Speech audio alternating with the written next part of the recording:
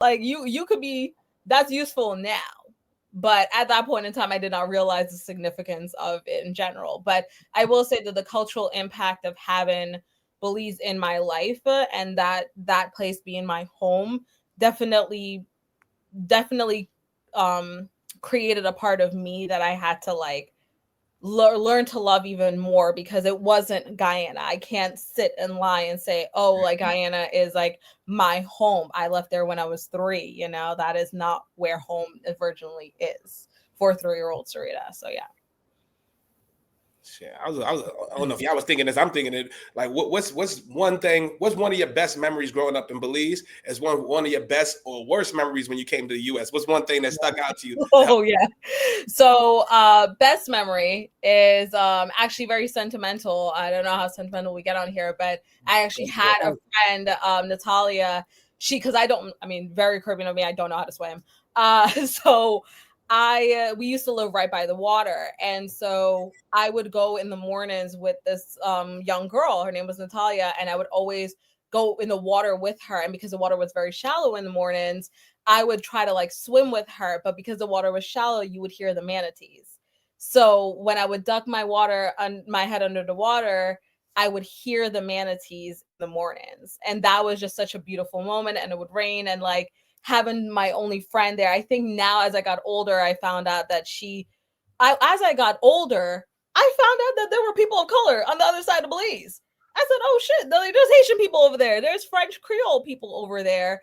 And then yeah, I was just like, oh, there's other people in the other part. And now my parents are actually, going back there on vacation and whatnot. And I'm like, oh, okay, like, I told them, bring me back some goat cheese bread, bring me back stuff that I grew up like eating and stuff like that made me feel like back home. But I will say, coming to America, it was like, you're really sold in that dream that New York is everything. And, it's all of these things. It wasn't. It was definitely a culture shock, and being in New York in all of its totality. So I would say there's not really one particular thing. It's just the dirtiness of New York.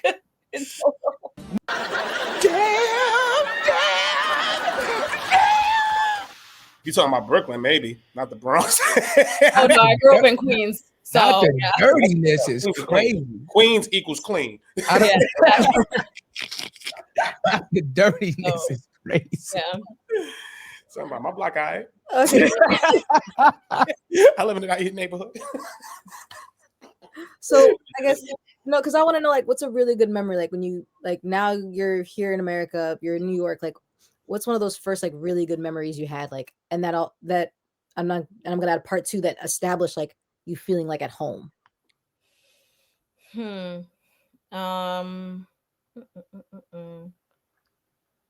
It's so funny because like I actually remember going to Atlantic City for the first time. And that was when it was popping, but I like have a very like significant photo like me at Atlantic City with like a giant like plushie. I think that was kind of like my best memory because like I first got here and that was like the first place that like my cousin took me to in like Coney Island. So I will say that when I was a kid, I did get to experience like the greats of New York City before it became what it is now.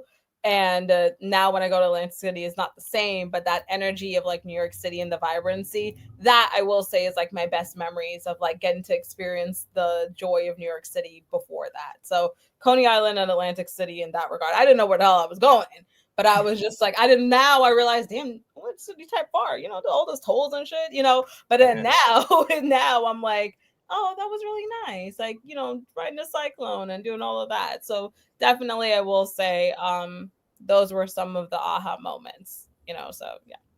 But you said something important earlier before we just want to segue this, right? You said something important. You just knew you was going to do it. You willed yourself to the internship. I want to know exactly what you did in order to get the internship. Mm-hmm. But before that, what gave you the mindset, right? Because it's one thing when you come here and say, yo, I'm going to be what I'm going to be. What was mama loving them doing? Like, what was the influence? What was that like to make you believe that I'm going to fucking go do this? Oh, bullying. Oh, your haters are your biggest motivators. Listen. Message. One thing about it, and 2 things for sure. Okay. I can't cuss on here, can I? No, I don't know. Oh, you can. Hell yeah. New York, when you go to school in New York, love to try to tell you can't do something. And when someone tells me that I can't do anything, I'm going to do it tenfold.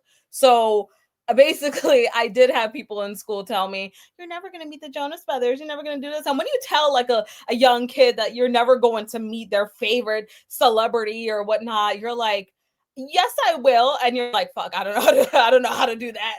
Right. And it's funny because I put it out there in the universe. I said, I've got these girls bullying me, telling me that I am doing that. But I'm just like, I'm not approaching it the same way that they are. I want to approach it strategically. I'm just like, I'm teacher's pet. I usually run all the stuff for all the fashion shows. I'm usually a little bit more packaged and well put together.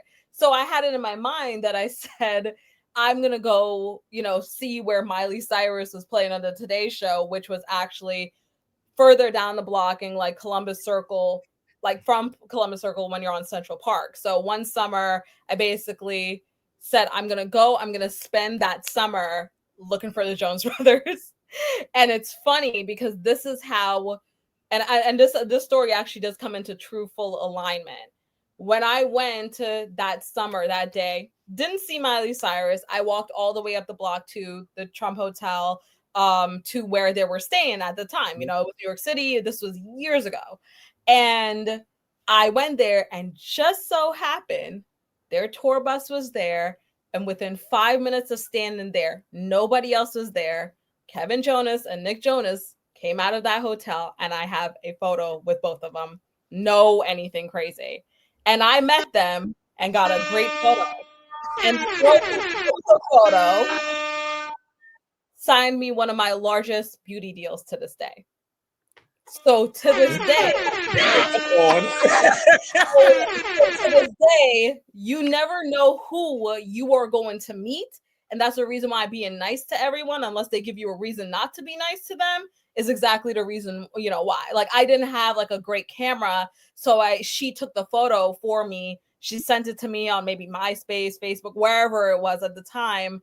And to this day, I'm grateful to her. Years later, we reconnected. She worked at a beauty brand. She said, you'd be great for that. And I signed a deal with that beauty brand, and I got paid for that. Method. Well, I'm gonna start by saying this. I gotta say this because I know we're in alignment, because if you feel like you're gonna do the opposite, then you will not partner with more than the title.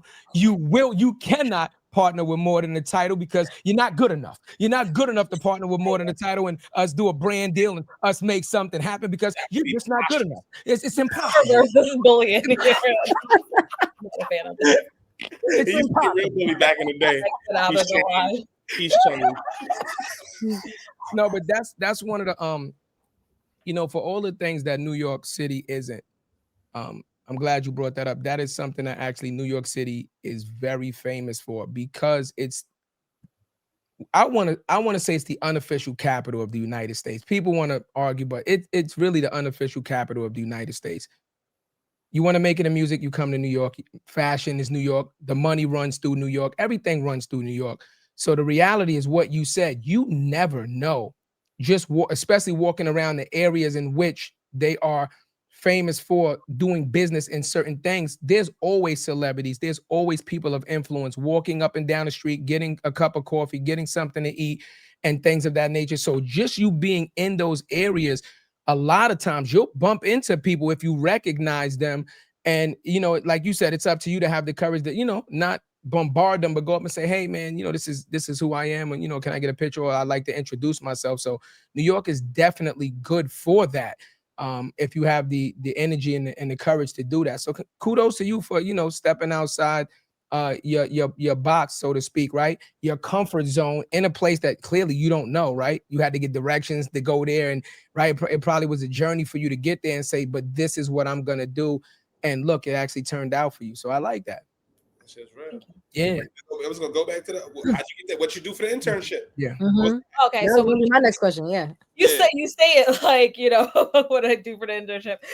I'm just saying that you kept they kept denying you. You know what I'm saying? Like, yeah. So at the time in New York City, you couldn't really have an internship, especially at a large media company, until you were until you were a junior in college. So I was like, okay, I did not know that for a little bit. So what I did was, what I implore anybody who takes any type of mentorship or wants to work with me,